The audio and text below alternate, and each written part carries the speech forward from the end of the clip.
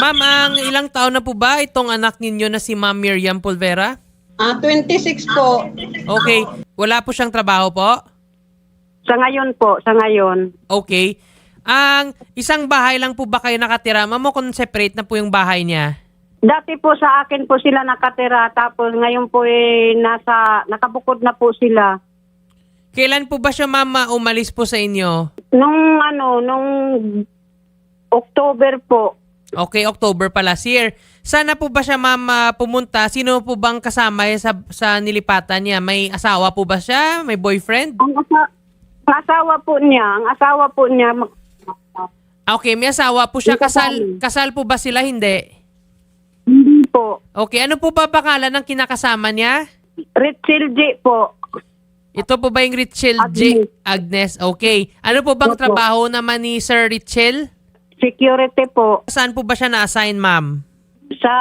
Doon po sa Murata ng kumpanya loob po ng SPIP na sa Tanawan po. Tapos, ma'am, yung bahay po ni Sir Richel at saka ni Ma'am Miriam, saan po ba located yung kanilang bahay?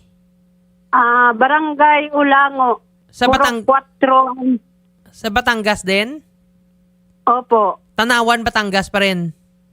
Opo. Okay, so medyo magkalapit lang po kayo, ma'am. Nandito po ako sa Cuenca. Okay. Malalim din. Okay. So, ma'am, Tatlong tayo. di ba nawala siya, ayon po ma'am sa nakuha ng impormasyon, is nawala siya noong January 30, 2026, ito lang? Opo. Okay. Paano niyo po ma'am nga nasabi nga nawala po siya, ma'am? May nagsumbong po sa inyo? May nagkwento? Opo, kasi last na kachat niya yung anak ko, kinumusta siya. Ang reply lang po niya sa anak ko, yung sa atin niya, hindi ako okay, te. Hiniwalayan ako ni Edith, pinapalayas niya ako. Mula noon, hindi na namin siya makontak. Okay. So, chinat po siya ng kapatid niya. Kailan yun, ma'am? Nung mga January 30 o kung before pa? January 29. Okay. So, mga between January 29 January 30, nag-chat po yung kapatid niya sa kay Ma'am Miriam. Opo. And then, yung sinabi ni Opo. Ma'am Miriam nga nag-away sila ng kaniyang kinakasama na si security guard Richel G. Agnes and pinapalayas Opo. na siya sa bahay nila. Tama po ba? Opo, Okay. opo. No, so, nung January 30 na hindi na po siya makontak ng kapatid niya. Hindi na po. Kahit Kahit tawagan? Sa number at saka sa Facebook niya, hindi na po. Okay. So, may idea po ba kayo, ma'am, kung saan kaya siya pumunta or saan yung pinuntahan niya nung pinalaya siya? Wala na po kaming ideya. Gawa ng yung mga kamag-anak, kaibigan, kinuntak na po namin. Wala po. Kasi may pinagdaanan na rin po yun Okay. Si Sir Richel po ba nakausap nyo yung kanyang kinakasama? Oho. So ano po sabi daw ang security guard na si Richel? Ano po yung sinabi po sa inyo, Nay? Nung sabi niya, akala daw niya nasa amin. Sabi ko, hindi ako pupunta dito kung nasa amin.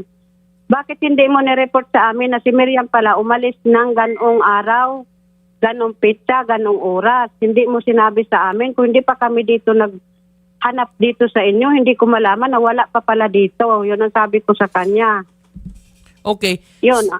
May idea ka po ba, ma'am, kung yung inawayan ba nila may third party po? May kabit ba? Or ano? May kabit po ba to itong security guard?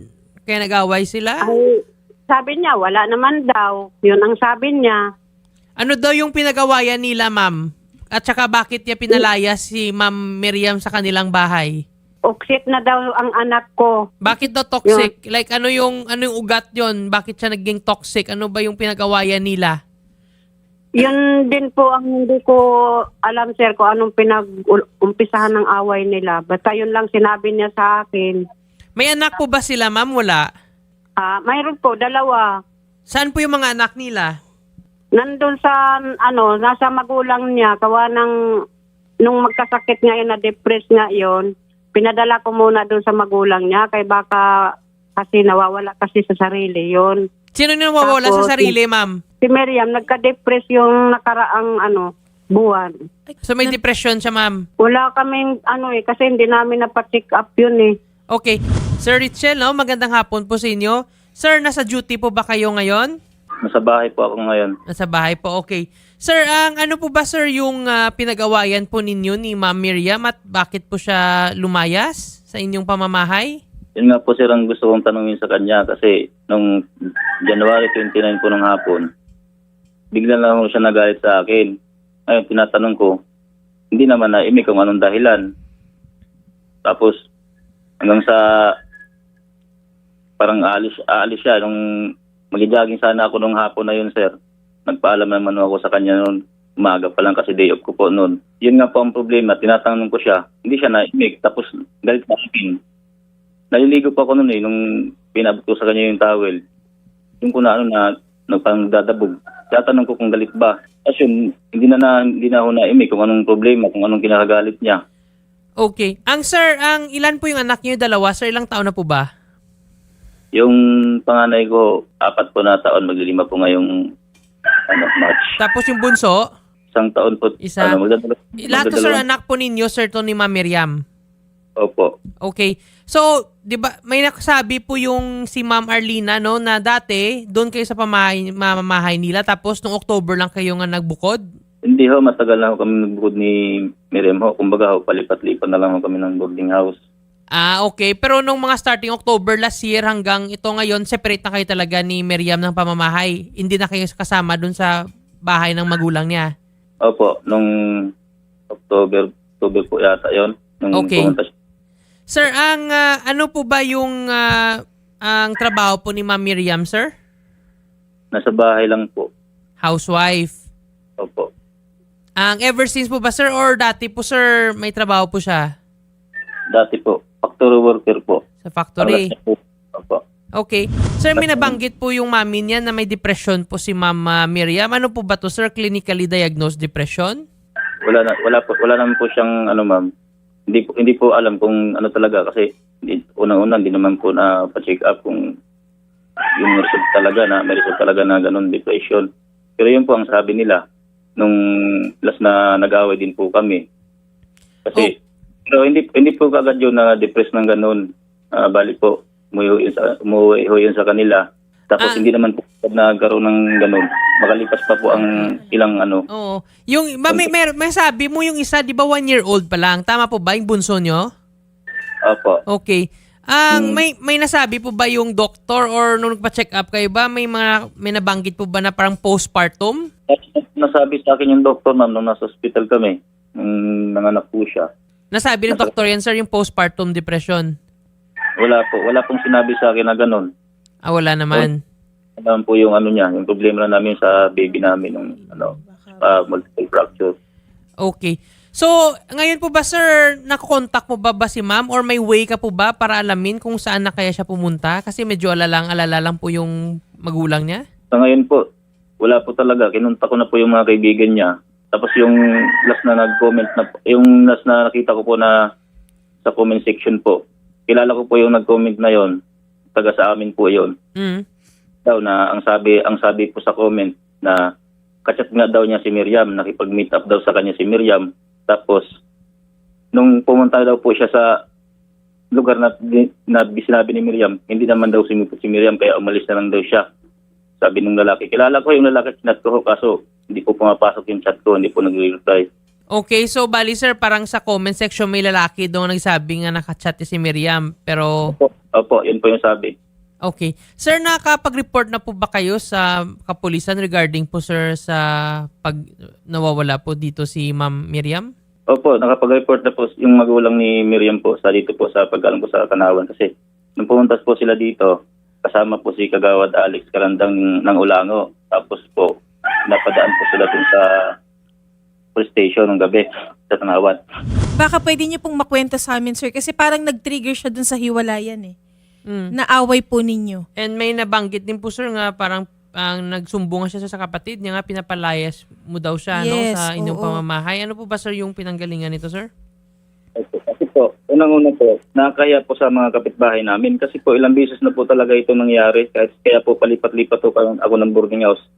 Kasi kilala na kami dito na nag-iiskandalo kami pag nag-aaway. Kaya nakakaya po. Ang sabi ko naman sa kanya, pag hindi ka umalis, ako na lang aalis.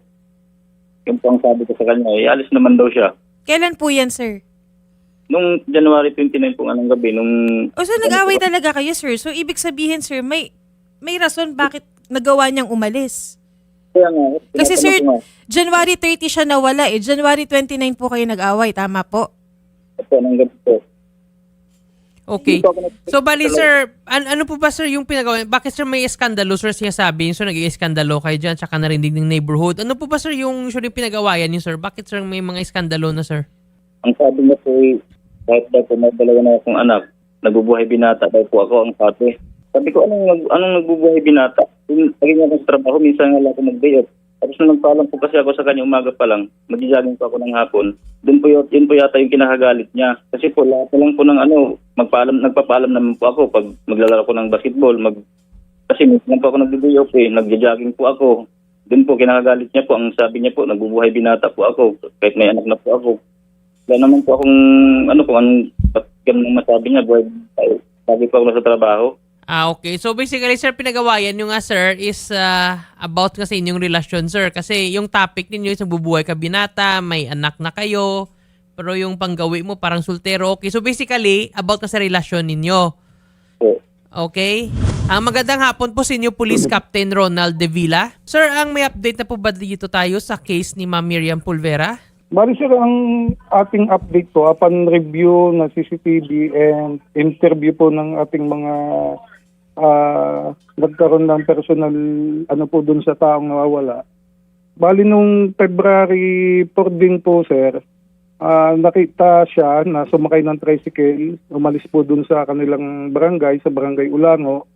Tapos nung nahanap naman po natin yung tricycle driver na sinakyan niya at na-interview po natin, bali, ang sabi po nung tricycle driver na si Mr.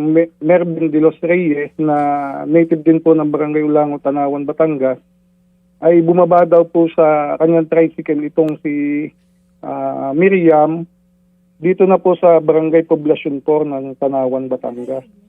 Malayo po ba yan, sir, yung barangay poblasyon sa kung saan po, sir, yung barangay ng kanyang bahay nga kasama si Sir Richel?